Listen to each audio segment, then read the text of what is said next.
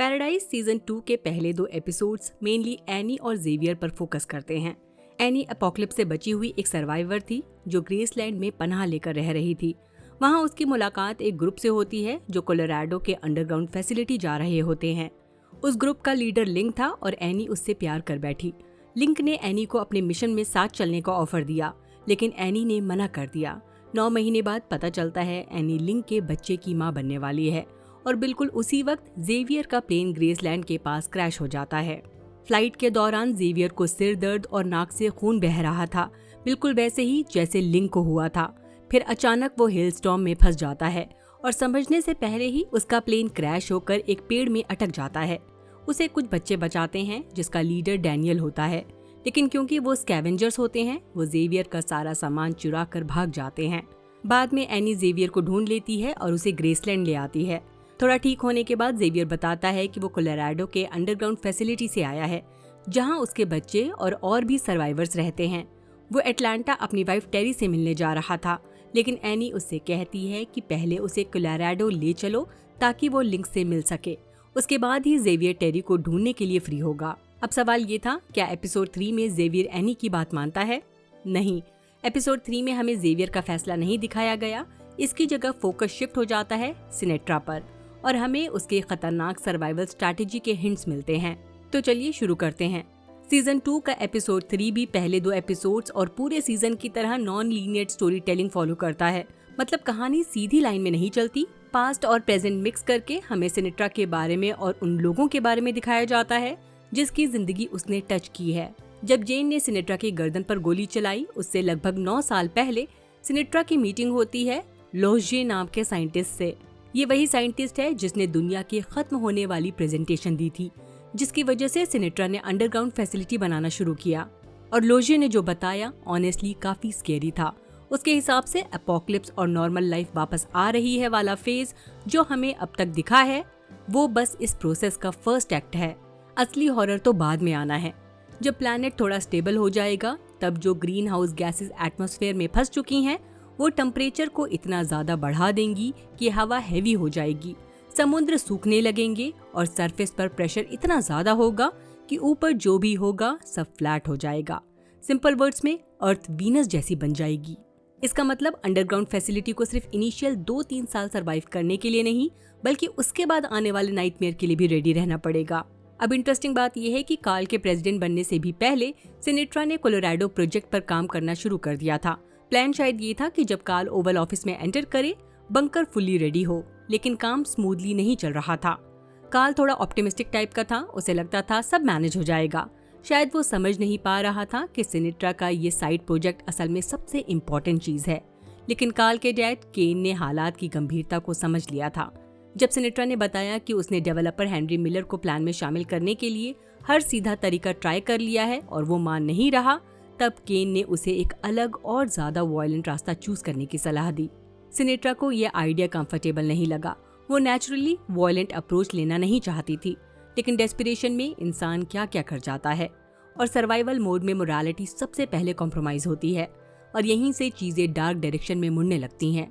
केन की वजह से सिनेट्रा की मुलाकात होती है बिली से, जो उस टाइम एक मर्सनरी फॉर हायर था, मतलब पैसे के बदले काम करने वाला बंदा, चाहे काम कितना भी खतरनाक हो।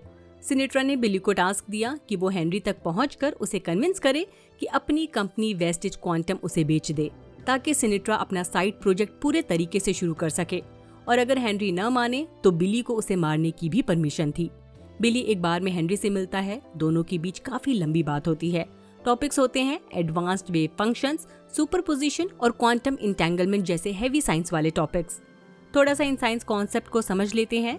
फिजिक्स में वेव फंक्शन एक ऐसी मैथमेटिकल चीज होती है जो बताती है कि कोई पार्टिकल जैसे इलेक्ट्रॉन कहाँ मिल सकता है और कैसे बिहेव करेगा। नॉर्मल वेव फंक्शन टाइम के साथ आगे बढ़ता है, मतलब प्रेजेंट से फ्यूचर की तरफ। एडवांस्ड वेव फंक्शन टाइम में पीछे की तरफ चलता है, मतलब फ्यूचर से प्रेजेंट की तरफ। सोचिए, अगर आप एक मूवी देख रहे हैं, अगर मूवी नॉर्मल चल रही है ये नॉर्मल वेव फंक्शन जैसा है, अगर मूवी रिवर्स में चल रही है ये एडवांस वेव फंक्शन जैसा है। बस फिजिक्स में भी कुछ इक्वेशंस ऐसी होती हैं जो रिवर्स टाइम सॉल्यूशन अलाउ करती हैं। उस रिवर्स वाले सॉल्यूशन को ही एडवांस वेव फंक्शन कहते हैं। कुछ थेरीज में माना जाता है कि नेचर सिर्फ फ्यूचर की तरफ नहीं बल्कि मैथमेटिकली पास्ट की तरफ भी काम कर सकती है। सुपरपोजिशन का मतलब है कि कोई क्वांटम पार्टिकल एक ही वक्त में एक से ज्यादा स्टेट्स में हो सकता है। मतलब वो सिर्फ यहाँ या वहाँ नहीं, बल्कि दोनों जगह एक साथ हो सकता है।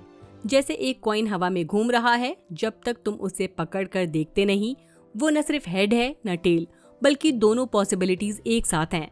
क्वांटम लेवल पर पार्टिकल भी तब तक मल्टीपल स्टेट्स में रहता है जब तक उसे मेजर नहीं किया जाता, और इसी कंडीशन को सुपरपोजिशन कहते हैं।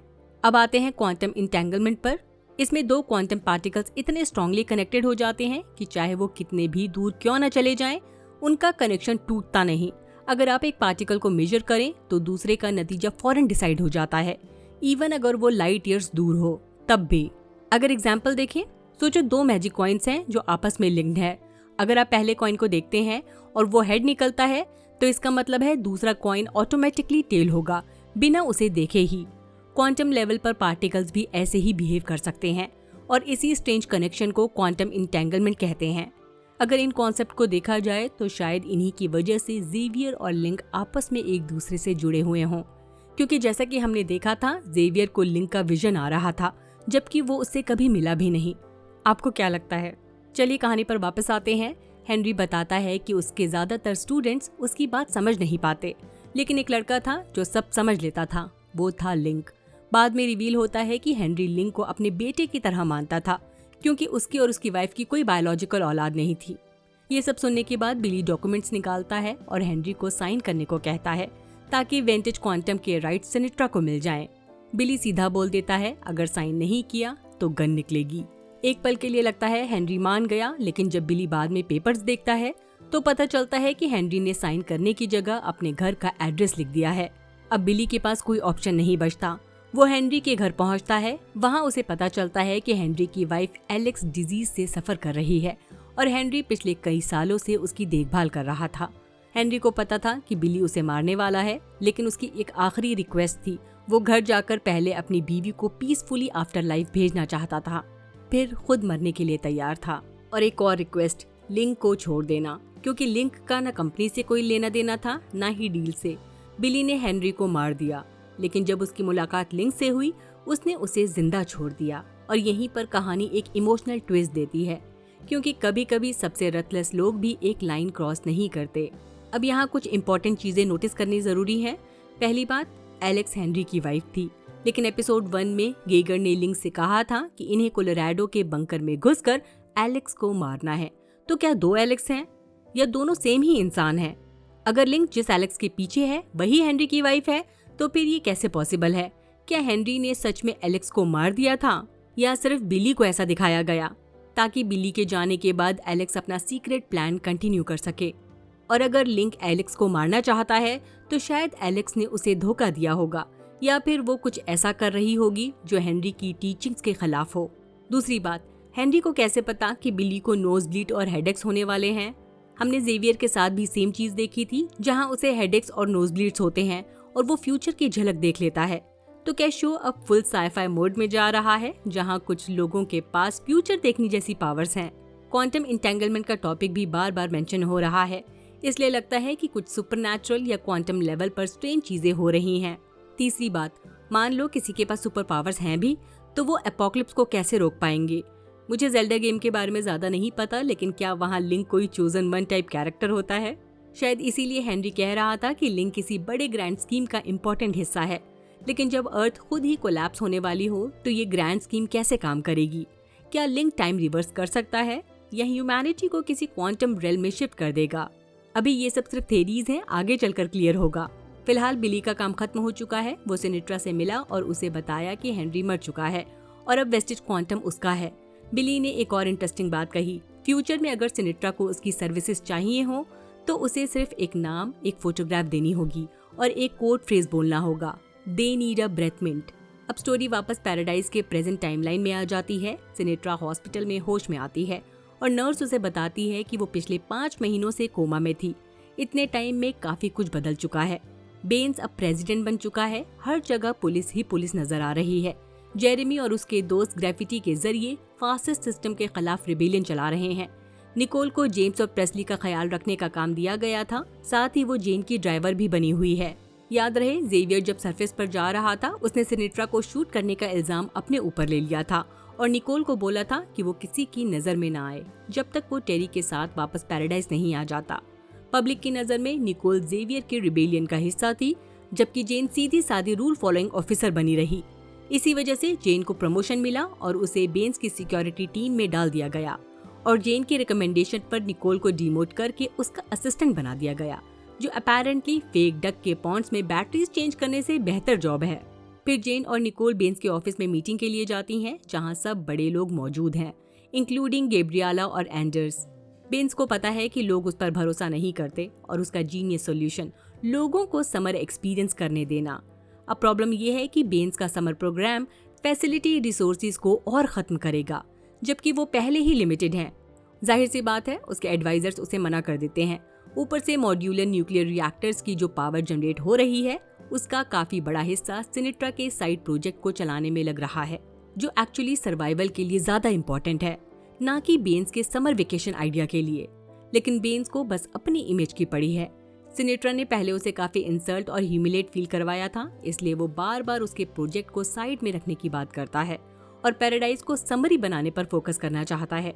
ये सुनकर एंडर्स फट पड़ता है। वो क्लियरली बोलता है कि अगर टेम्परेचर बढ़ाया गया तो अंडरग्राउंड फैसिलिटी प्रेशर कुकर बन जाएगी और सब लोग मारे जाएंगे। पर बेन्स सुनने वाला कहाँ, लॉजिक की जगह ईगो चल रही है। वो एंडर्स को ही अरेस्ट करवा देता है और उस जेल में भिजवा देता है जहां उसके सारे क्रिटिक्स को बंद करके रखा गया है। बाद में हम देखते हैं कि जेरेमी जानबूझकर खुद को अरेस्ट करवाता है ताकि वो एंडर्स के साथ जेल जा सके। उसका प्लान है अंदर ही अंदर पैराडाइज को डिस्ट्रॉय करने की स्ट्रेटेजी बनाना। और उधर जब ये सब हो जाता है तब बेन्स जेन को ऑर्डर देता है कि सिनेट्रा को क्वेश्चनिंग के लिए लेकर आए। अब सीन और भी इंटेंस हो जाता है। जेन एक इमोशनल मूवमेंट के बीच घुस जाती है जहां सिनेट्रा, हैडली और टिम बात कर रहे होते हैं। सबसे पहले वो कंफर्म करती है कि सिनेट्रा अभी भी वही झूठ मेंटेन कर रही है कि उसे जेवियर ने शूट किया था, जेन ने नहीं। फिर जेन उसे इंटेरोगेशन रूम में ले जाती है। वहां सिनेट्रा की मुलाकात होती है गैब्रिएला से। उसे पॉलीग्राफ मशीन से जोड़ दिया जाता है और बेन्स के ऑर्डर पर गैब्रिएला बार बार उससे उसके साइड प्रोजेक्ट्स की डिटेल्स पूछती है, लेकिन सिनेट्रा सीधा इग्नोर करती है जैसे उसे कुछ पता ही नहीं। ये देखकर बेन्स का सब्र टूट जाता है। उसे समझ आ जाता है कि सिनेट्रा से कुछ नहीं उगलवाया जा सकता, तो वो सिक्योरिटी को ऑर्डर देता है कि उसे घर छोड़ दो और उसके घर के बाहर पुलिस लगवा दो ताकि वो कोई भी शेडी मूव न करे। बेचारा नीव बेन्स, उसे बिल्कुल आइडिया नहीं कि सिनेट्रा पहले ही उसके नाम का किल ऑर्डर इशू कर चुकी है। उसने जेन को बस इतना बोला था कि बेन्स को ब्रेथ मिंट चाहिए और ये वही सीक्रेट कोड है जो बिली ने सेट किया था। डायरेक्ट किल या असैसिनेट बोलने की जगह ये फ्रेज यूज होता है। अब बिली तो है नहीं, लेकिन जेन ही सिनेट्रा का नया सीक्रेट वेपन बन चुकी है। बाकी सबको जेन नॉर्मल लगती है, लेकिन निकोल को कुछ ऑफ फील होने लगता है। उसकी इंस्टिंक्ट काम करने लगती है। वो डिसाइड करती है कि जेन के पास्ट को चेक करें और शॉकिंगली उसे पता चलता है कि जेन के डॉक्यूमेंट्स में सच को कवर किया गया है और बिली की मौत को सुसाइड बताना भी क्वेश्चनेबल लगता है। प्रॉब्लम यह है कि निकोल जेन के पास्ट में इतनी उलझ जाती है कि उसे समझ ही नहीं आता कि खतरा उसके सामने ही खड़ा है। तभी जेन बेन्स के साथ मिडनाइट जॉग पर निकलती है और अंधेरे में एक ही पल में अपनी छुरी से उसका काम तमाम कर देती है। जब निकोल क्राइम सीन पर पहुंचती है, जेन उसे बेहोश कर देती है, फिर चाकू निकोल के हाथ में दे देती है और पूरा सीन ऐसे सेट करती है जैसे निकोल ग्रेफिटी रेबेल का हिस्सा हो और उसने प्रेसिडेंट को उनकी तरफ से मारा हो। अब पैराडाइज में कियोस ऑफिशियली स्टार्ट हो चुका है। सबसे आयरनिक चीज ये है कि बेन्स की मौत का पूरा प्लान सिनेट्रा ने सेट किया, लेकिन वो खुद घर पर फैमिली के साथ बिल्कुल मासूम जैसे एक्ट करती है, जैसे कोई बेचारी सी जानवर हो जो पिंजरे में फंस चुकी हो। अच्छी बात यह है कि गैब्रिएला उसका ड्रामा समझ रही है। एपिसोड 3 के आखिर में वो सिनेट्रा को उन दोनों की एक फ्रेम फोटो गिफ्ट करती है, लेकिन उस फ्रेम के अंदर एक हिडन माइक लगा होता है ताकि वो सिनेट्रा की हर बात सीक्रेटली सुन सके। ये मूव गैब्रिएला को थोड़ा अपर हैंड दे देता है, लेकिन पॉसिबिलिटी ये भी है कि सिनेट्रा को पहले ही माइक के बारे में पता हो और वो जानबूझकर गलत इन्फो फीड करे, स्पेशली अपने साइड प्रोजेक्ट के बारे में। अब असली सवाल, ये साइड प्रोजेक्ट है क्या? हो सकता है ये कोई ऐसा डिवाइस हो जो फैसिलिटी को आने वाले हाई प्रेशर और हाई टेम्परेचर फेज से प्रोटेक्ट करे जब प्लैनेट वीनस जैसा बनने लगे। लेकिन अगर सिर्फ प्रोटेक्शन ही गोल है तो फिर लिंक और उसकी टीम इसे रीस्टार्ट द वर्ल्ड करने के लिए क्यों यूज करना चाह रहे थे? वर्ल्ड तो ऑलमोस्ट खत्म होने वाला है। रीस्टार्ट करने के लिए बचेगा ही क्या। इसीलिए लगता है कि ये प्रोजेक्ट सिर्फ शील्ड नहीं है, शायद ये पूरी फैसिलिटी को किसी ऑल्टरनेट रेल्म या क्वांटम स्पेस में शिफ्ट करने का प्लान हो। थोड़ा क्रेजी लगता है, लेकिन क्वांटम इंटेंगलमेंट की बार बार बात, नोज ब्लीड और जेवियर के फ्यूचर विजन्स, ये सब हिंट देते हैं कि शो फुल साईफाई डायरेक्शन में जा सकता है। ये मेरी थ्योरी है, आपको क्या लगता है? सिनेट्रा का सीक्रेट प्रोजेक्ट एग्जैक्टली क्या हो सकता है? कमेंट में जरूर बताएं। बाय, अपना ख्याल रखिए।